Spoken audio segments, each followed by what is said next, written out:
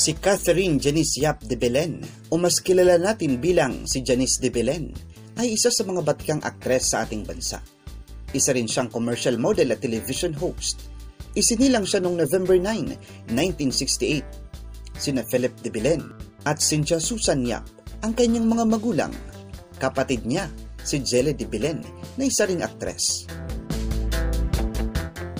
Nagsimula si Janice sa showbiz industry sa edad na siyam bilang newscaster ng NewsWatch Kids Edition.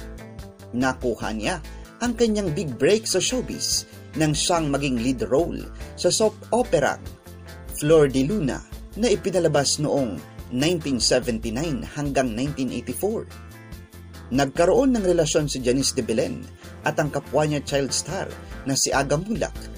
Nagbunga ng isang anak na lalaki ang kanilang pagmamahalan.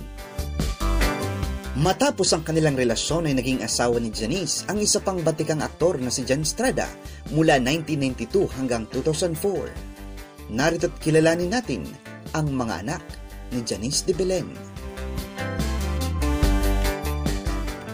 Number 1. Luigi Muhlach.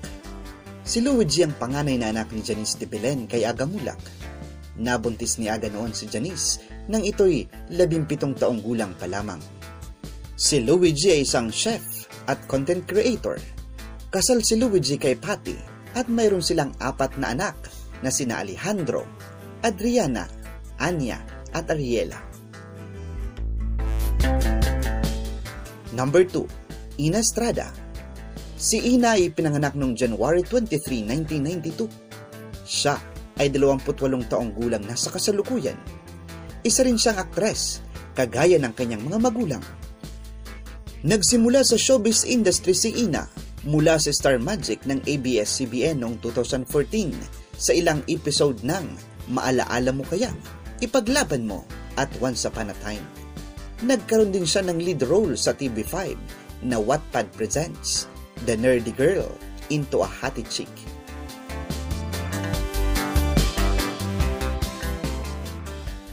Number 3. Moira Estrada. Si Moira ang pangalawang anak ni John Estrada kay Janice de Belen. Ipinanganak siya noong 1993. Siya ay 27 taong gulang na sa kasalukuyan. Number 4. Kayla Estrada. Naging usap-usapan sa social media nang makilala ng publiko ang isa pang anak na babae ni John Estrada at Janice na kilala sa pangalang Kayla Estrada dahil sa taglay nitong kagandahan. Nagtapos siya ng kursong Arts Management sa De La Salle College of St. Benito.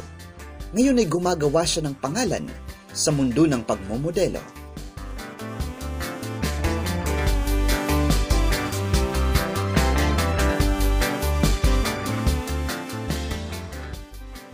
Number 5. Yuan Estrada. Si Yuan ang bunsong anak ni Janice. Ipinanganak naman siya noong 1998. Sa edad ng 22 taong gulang, ay di paganap na pinapasok ni Yuan ang mundo ng showbiz. Ngunit dahil sa kanyang kagandahang pisikal, ay di malayong maging isa rin siyang sikat na aktor, kagaya ng kanyang ama.